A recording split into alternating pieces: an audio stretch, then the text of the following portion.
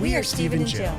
Together, we've been buying and reselling land since the 90s. Our data-centric approach leaves our buyers asking, how can you sell it so cheap? Here on the Land Academy Show, We answer that and more. Steve and Jill here. hello. Welcome to the Land Academy Show, entertaining land investment talk. I'm Stephen Jack Pizzella. And I am Jill DeWitt, broadcasting from the Valley of the Loyal Sports Fans. We have the Brewers, we have the Packers, and we have the Bucks. You think I'm kidding? No, you're not kidding. We have, in the days that we have been here, seen some amazing, awesome, loyal, crazy fans. In a good way, crazy. And some real estate, too. Oh, yeah, that too. Great real estate. Do you think they picked the green because everything else is so green? Yeah. Okay. I do. Okay. Jill's from Southern California where everything's brown, so Yeah. she's getting true. a good taste of fall, green, and some colors changing. So these are what trees are supposed to look like. Yeah.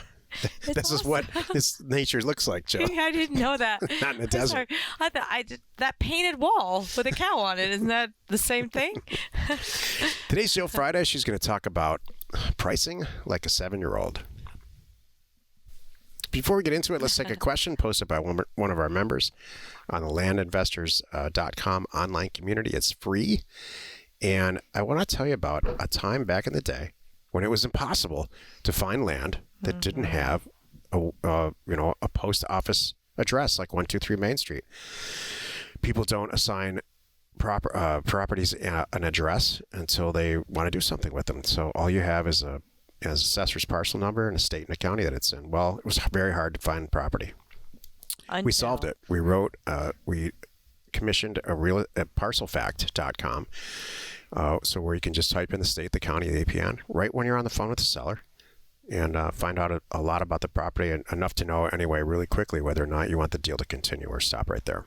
Exactly. Check it out, parcel.com. Parcelfact.com. We're proud of it. Cool. All right, back to the question. Mark wrote, my partner and I are looking at mailer pricing. We are using concierge data to scrub and send the mailer.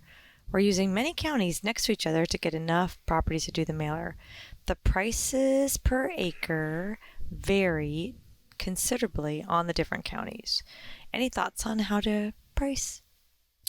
Absolutely. At the end of concierge data, you will get the entire mailer file back in Excel. Just like we teach, it's nothing out of the ordinary at all. Just like we teach in chapters 3 and 4 of Land Academy 3.0. And you have to assign a pricing scenario, usually a percentage of retail, 25, 30%, or whatever number you choose. And it can vary widely from county to county, state to state, and certainly zip code to zip code. So what we do is we enable a concept called,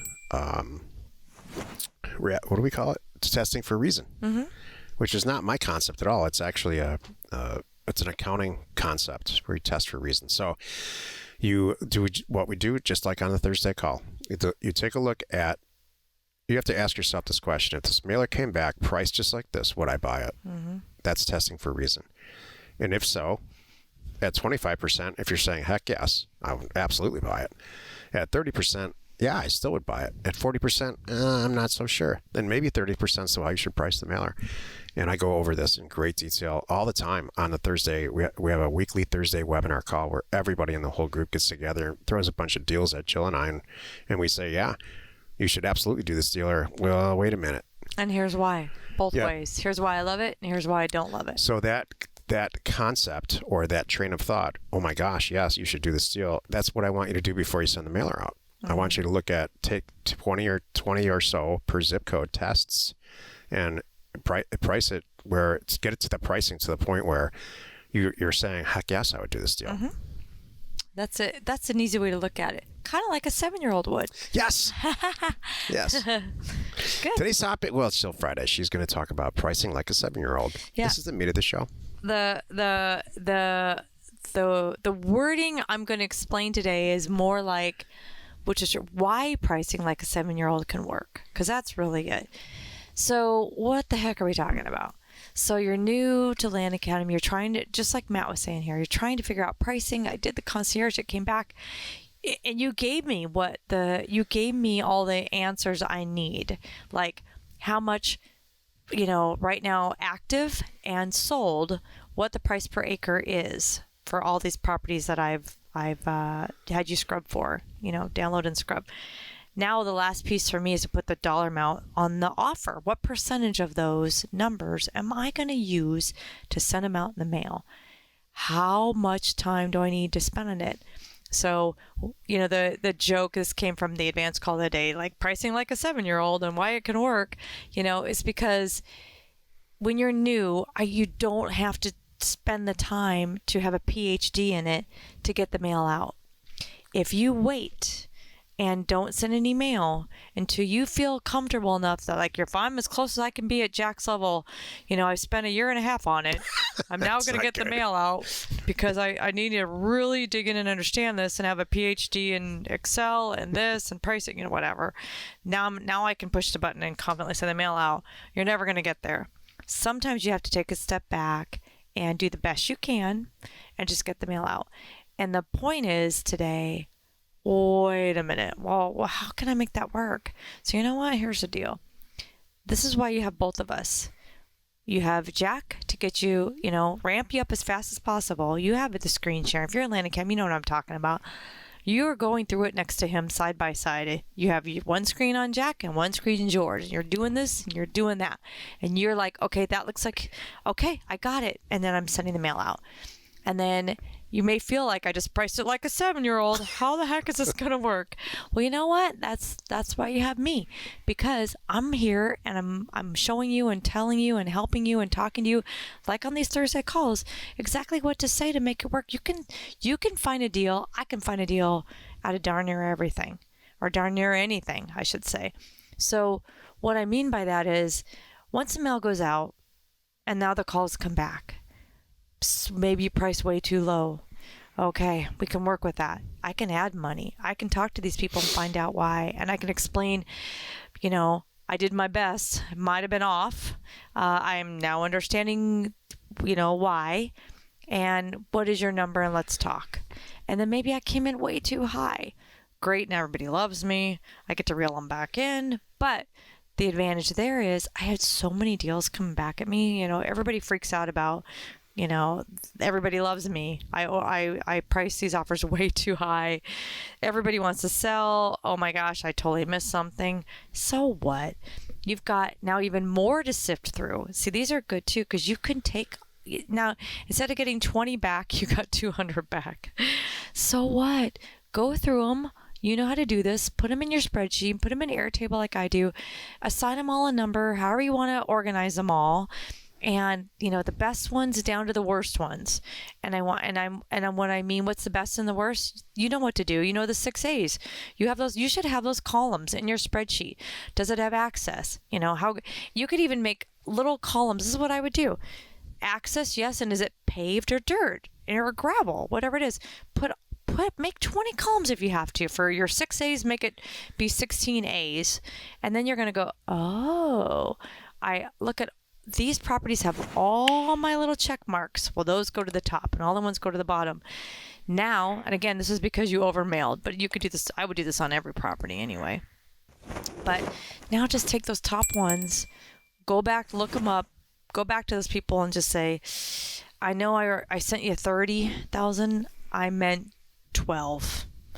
And I'm really sorry. I didn't realize it was not as close to X.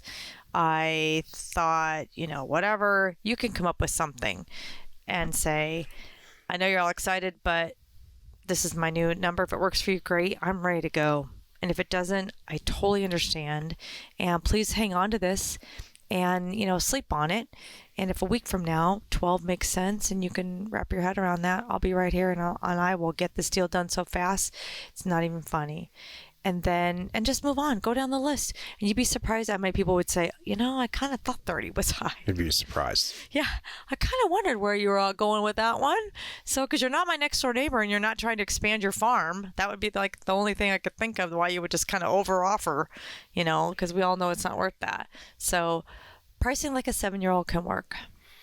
I think if you ask a 7-year-old basic questions like, do you want the pretty one or the ugly one? I want the pretty one. Do you want it to be cheaper or more expensive? Oh, cheaper.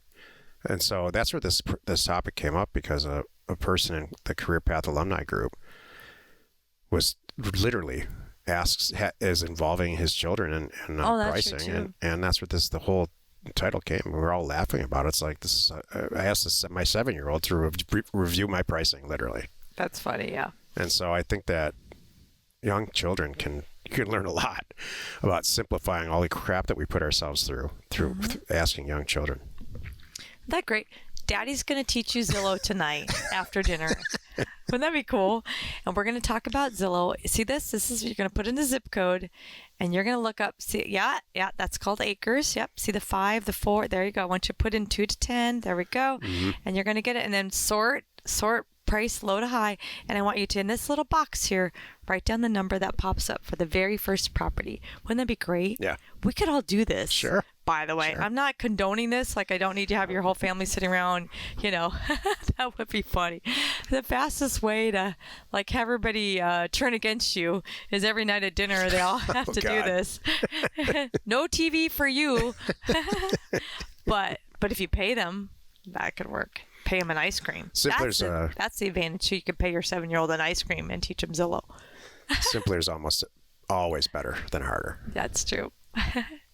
Happy you could join us today. 5 days a week, you can find us here on the Land Academy Show. Join us next week for another interesting episode, because you are not alone in your real estate ambition. Why didn't we do that? Maybe we did it wrong. We took the kids when they were older and tried to teach them. They were older. Yeah, I know. If we started them younger like this and taught Zillow at the age of 7, we might be a lot further. There are, some kids love it, some kids don't. I think the earlier you get them involved, the better. And, Jill and I have 3 kids, and none of them are really interested in doing this. But they're all very interested in other stuff. So that's all that matters. Well, what's funny is number 1's coming back around, though, and asking about some stuff. So. Oh, I didn't know that. Uh-huh. That's good. Yeah. And this is a good thing to talk about. We should make a whole show on this. I'm going to end on this, because there's a lot of people that come to Land Academy with the intention of making it a family business. And we should have some open discussions about this in Discord. I'd love to know what other people have done to get their college age, or maybe they have young children age. A lot of people have said, hey, I'm here, Jill, learning Land Academy, and I want to teach my kids because I want to know that they're always going to be able to put food on the table. I'm like, brilliant. Yep. So it'd be fun to talk more about. Thank you for tuning in. Career Path is coming up in October. Oh, yeah. And we're probably 3.5 weeks away. It starts October 12th. FYI. So if you're interested, go to landacademy.com/career path. And if you have any questions, send a note to support@landacademy.com. We are Jack and Jill. Information and inspiration. It's by undervalued property. We hope you find our content valuable, and we appreciate your support. If you have not already, please check out our channel and hit the subscribe button. And your comments and suggestions help us to create the content you're here for. Hitting the like button helps to support our channel's algorithm and gauge your interest for future shows.